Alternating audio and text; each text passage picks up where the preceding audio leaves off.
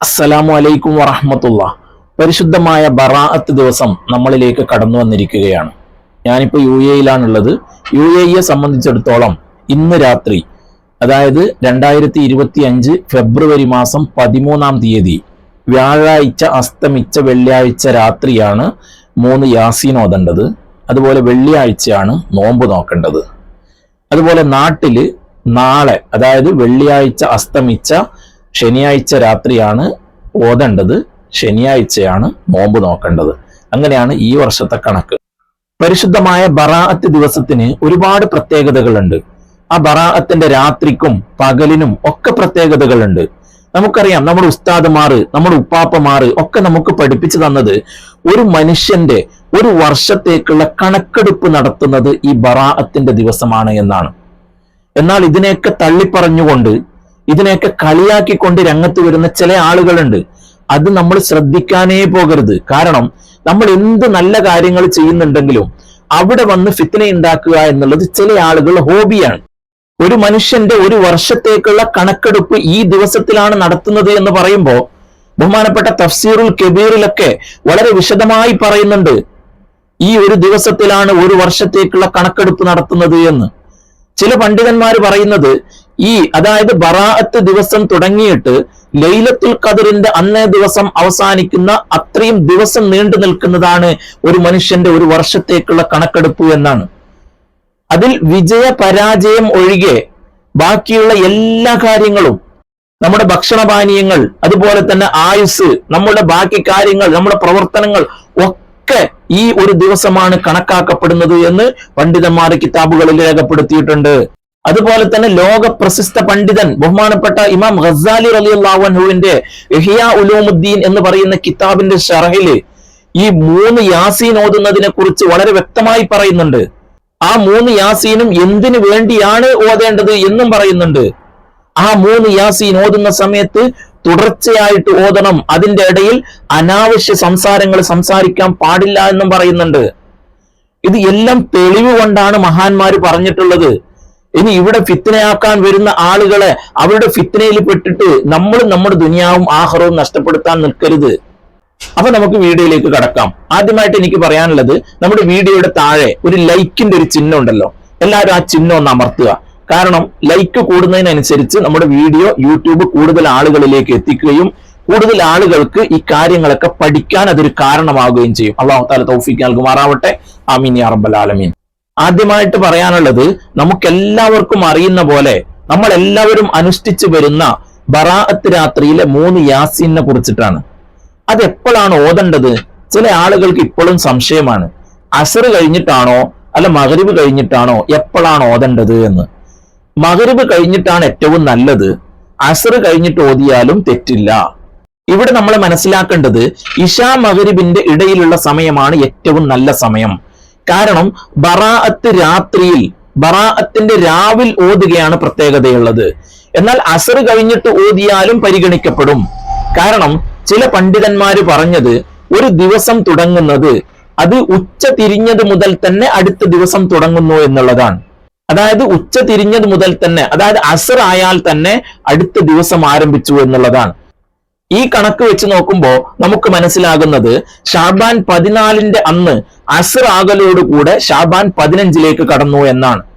അങ്ങനെ വരുമ്പോ ഷാബാൻ 14 അന്ന് അസ്ർ കഴിഞ്ഞിട്ട് ഓതിയാലും ഈ ഷാബാൻ 15 ആ രാവിലേക്ക് ചേർക്കപ്പെടും എന്നാണ്. അതാണ് പണ്ഡിതന്മാർ പറഞ്ഞിട്ടുള്ളത്. അപ്പൊ ഷാബാൻ 14 അന്ന് അസ്ർ കഴിഞ്ഞിട്ട് ഓതിയാലും പരിഗണിക്കപ്പെടും. എന്നാൽ ഏറ്റവും നല്ലത് മഗ്രിബ് ഇശാഇന്റെ ഇടയിലുള്ള സമയമാണ്. അതിൽ പ്രത്യേകം ശ്രദ്ധിക്കേണ്ടത് 3 യാസീനും തുടരെ ഓതണം. അനാവശ്യമായി അതിന്റെ ഇടയിൽ സംസാരിക്കാൻ പാടില്ല. അങ്ങനെ നമ്മൾ യാസീൻ ഓതുമ്പോ ഓരോ യാസീനും ഓരോ നിയ്യത്ത് വെച്ചിട്ടാണ് നമ്മൾ യാസീൻ ഓതുന്നത്, അല്ലെ? അങ്ങനെ ഓരോ നിയ്യത്ത് വെച്ചുകൊണ്ട് തന്നെ യാസീൻ ഓതണം. കാരണം എന്താ അറിയോ?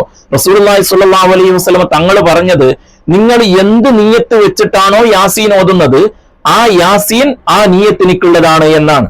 അതായത് നമ്മൾ വെച്ച നിയ്യത്ത് ഈ യാസീന് കൊണ്ട് പൂർത്തിയാക്കപ്പെടും എന്നർത്ഥം.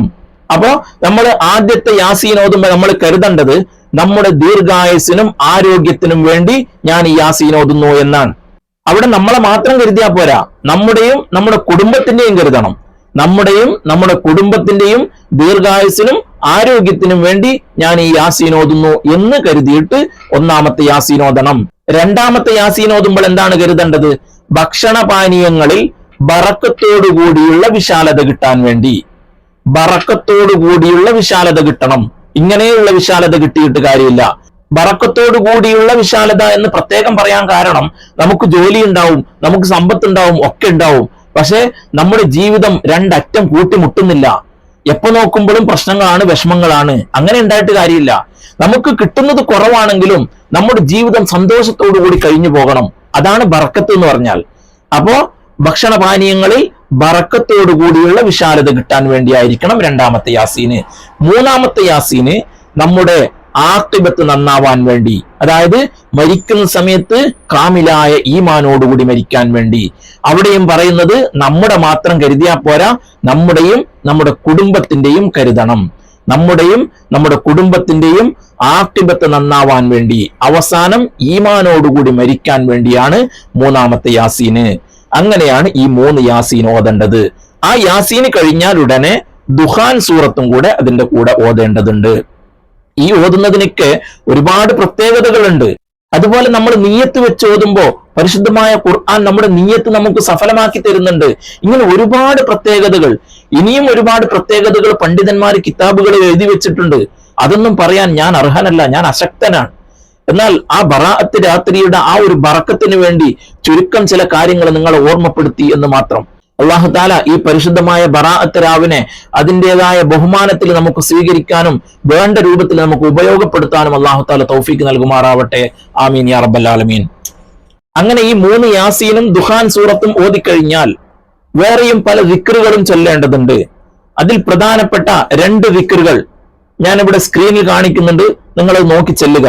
യാ ഹയ്യു യാ ഖയ്യൂമു ബിറഹ്മതിക അസ്തഗീസ്, യാ ഹയ്യു യാ ഖയ്യൂമു ബിറഹ്മതിക അസ്തഗീസ്, യാ ഹയ്യു യാ ഖയ്യൂമു ബിറഹ്മതിക അസ്തഗീസ്.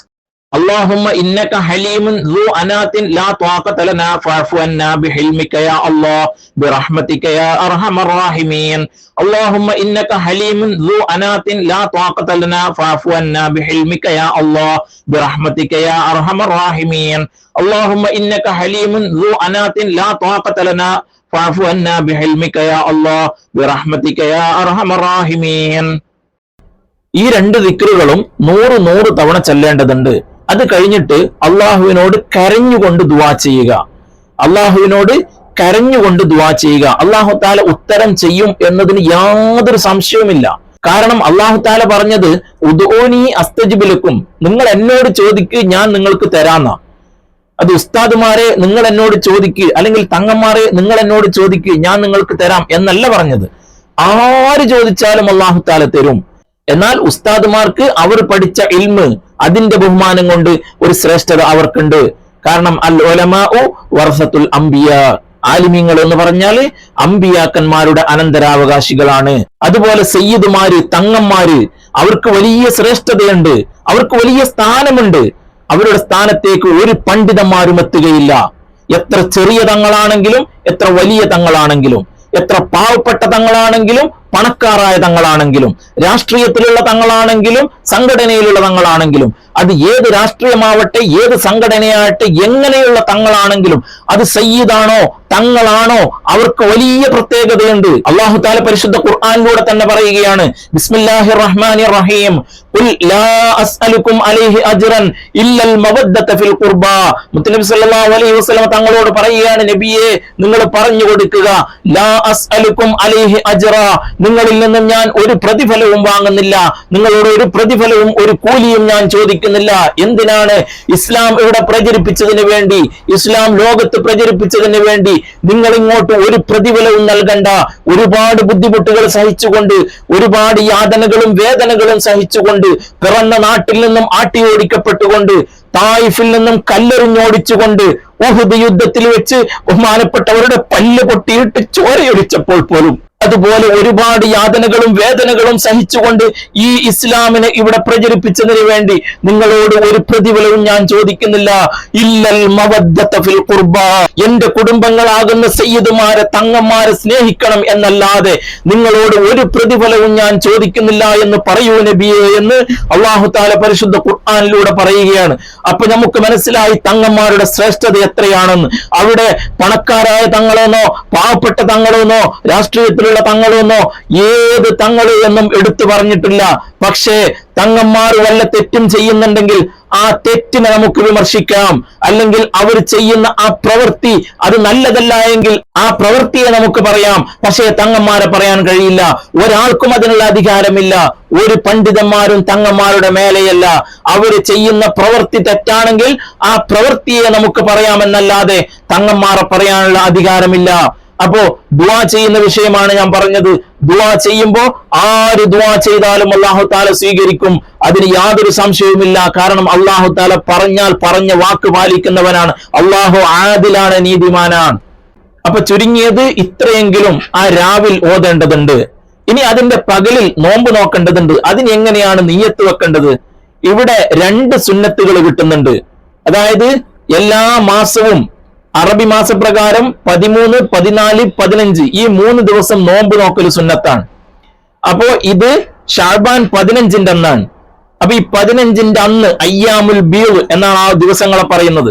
അപ്പൊ അയ്യാമുൽ ബീള് എന്ന് പറയുന്ന ആ 15ന്റെതും അതുപോലെ തന്നെ ഷഅബാൻ 15ന് പ്രത്യേകമായ ബറാഅത്തിന്റെ സുന്നത്തും, അങ്ങനെ 2 സുന്നത്തുകളാണ് കിട്ടുന്നത്. അപ്പോ നിയ്യത്ത് വെക്കേണ്ടത് നാളത്തെ അയ്യാമുൽ ബീളിന്റെയും ബറാഅത്തിന്റെയും സുന്നത്തായ നോമ്പ് അല്ലാഹു തആലക്ക് വേണ്ടി നോറ്റി വിടുവാൻ ഞാൻ കരുതി. എങ്ങനെ? നാളത്തെ അയ്യാമുൽ ബീളിന്റെയും ബറാഅത്തിന്റെയും സുന്നത്തായ നോമ്പിനെ അല്ലാഹു തആലക്ക് വേണ്ടി നോറ്റി വിടുവാൻ ഞാൻ കരുതി. അപ്പൊ ഇവിടെ നമ്മൾ സാധാരണ പറയുന്ന പോലെ നോമ്പ് ഖളാ ആയിട്ടുണ്ടെങ്കിൽ ആ നോമ്പും ഇതിന്റെ കൂടെ നമുക്ക് കരുതാവുന്നതാണ്. എങ്ങനെ? റമളാൻ മാസത്തിൽ നോമ്പ് ഖളാ ആയിട്ടുള്ള ആളുകൾ അത് നോക്കാൻ വേണ്ടി, അങ്ങനെ റമളാൻ മാസത്തിൽ നോമ്പ് ഖളാ ആയി പോയിട്ടുള്ളവർ എങ്ങനെയാണ് നിയ്യത്ത് വെക്കേണ്ടത്? റമളാൻ മാസത്തിൽ ഖളാ ആയി പോയിട്ടുള്ള ഫർളാക്കപ്പെട്ട നോമ്പ് നാളെ അയ്യാമുൽ ബീളിന്റെയും ബറാഅത്തിന്റെയും സുന്നത്തായ നോമ്പോടുകൂടി അല്ലാഹു തആലക്ക് വേണ്ടി നോറ്റി വിടുവാൻ ഞാൻ കരുതി. എങ്ങനെ? റമളാൻ മാസത്തിൽ ഖളാ ആയി പോയിട്ടുള്ള ഫർളാക്കപ്പെട്ട നോമ്പ് നാളെ അയ്യാമുൽ ബീളിന്റെയും ബറാഅത്തിന്റെയും സുന്നത്ത് നോമ്പോടുകൂടി അല്ലാഹു തആലക്ക് വേണ്ടി നോറ്റി വിടുവാൻ ഞാൻ കരുതി. ഇവിടെ ചില ആളുകൾക്കുള്ള സംശയം, ഈ ബറാഅത്തിന്റെ സുന്നത്തായ നോമ്പോടുകൂടെ മുമ്പ് ഖളാ ആയി പോയ റമളാൻ മാസത്തിലെ നോമ്പ് ഖളാ വീട്ടാൻ പറ്റുമോ ഇല്ലേ എന്നുള്ളതാണ്. അങ്ങനെ ഖളാ വീട്ടാൻ പറ്റും, യാതൊരു പ്രശ്നവുമില്ല. അതുപോലെ ഈ ബറാഅത്തിന്റെ ഈ ദിവസത്തിലോ അതിന് ശേഷമുള്ള ദിവസത്തിലോ നമ്മൾ സുന്നത്ത് നോമ്പ് നോക്കുന്നുണ്ടെങ്കിൽ അതിന്റെ കൂടെയും നമുക്ക് ഫർള് ഖളാ വീട്ടാൻ പറ്റും. നോമ്പ് വരെ പറ്റും, യാതൊരു ബുദ്ധിമുട്ടുമില്ല, യാതൊരു പ്രശ്നവുമില്ല. അതുപോലെ ഒരു കാര്യം പ്രത്യേകം പറയാനുള്ളത്, അത്താഴം കഴിക്കൽ പ്രത്യേകം സുന്നത്താണ്. ചില ആളുകൾ വിചാരിച്ചിട്ടുള്ളത് ഇത് വിശക്കുന്നതിന് വേണ്ടിയാണ് അത്താഴം കഴിക്കുന്നത് എന്ന്. ഒരിക്കലുമല്ല. ചില ആളുകൾ അങ്ങനെ പറയാറുണ്ട്, എനിക്ക് വിശക്കൊന്നുമില്ല അതുകൊണ്ട് അത്താഴം കഴിക്കണമെന്നില്ല. എന്നാൽ അത് പ്രത്യേകം സുന്നത്താണ്. റസൂലുള്ളാഹി സ്വല്ലല്ലാഹു അലൈഹി വസല്ലം തങ്ങൾ കാണിച്ചു തന്ന പ്രത്യേകം സുന്നത്താക്കിയ കാര്യമാണ്. അതുപോലെ ഒരു കാര്യം ഓർമ്മപ്പെടുത്താനുള്ളത്, സുന്നത്ത് നോമ്പിന്റെ നിയ്യത്ത് തലേ ദിവസം രാത്രി വെക്കാൻ മറന്നുപോയാൽ സുബഹിക്ക് ശേഷമാണ് ഓർമ്മ വന്നത് രാത്രി നിയ്യത്ത് വെച്ചിട്ടില്ല എന്ന്. എന്നാൽ നോമ്പ് മുറിയുന്ന ഒരു കാര്യങ്ങളും അവരിൽ നിന്നും ഉണ്ടായിട്ടില്ല എങ്കിൽ ആ പകലിൽ, അതായത് ഉച്ചയ്ക്ക് മുമ്പ് നിയ്യത്ത് വെച്ചാൽ അന്നത്തെ നോമ്പ് അവർക്ക് കിട്ടും. അങ്ങനെ നിയ്യത്ത് വെക്കുമ്പോ ആ നിയ്യത്തില് നാളത്തെ സുന്നത്തായ നോമ്പ് എന്നതിന് പകരം ഇന്നത്തെ സുന്നത്തായ നോമ്പ് എന്ന് കരുതണം. എന്നാൽ ഫർള് നോമ്പിന് അത് പറ്റൂല. ഫർള് നോമ്പിന് സുബഹിക്ക് മുമ്പ് തന്നെ നിയ്യത്ത് വെച്ചിരിക്കണം. അല്ലാഹു തആല അവൻ സ്വീകരിക്കുന്ന രൂപത്തിലുള്ള ഒരുപാട് അമലുകൾ ചെയ്തുകൊണ്ട് അല്ലാഹുവിലേക്ക് അടുക്കാൻ നമുക്കെല്ലാവർക്കും തൗഫീഖ് നൽകുമാറാവട്ടെ. ആമീൻ യാ റബ്ബൽ ആലമീൻ. അസ്സലാമു അലൈക്കും വറഹ്മത്തുള്ളാഹി.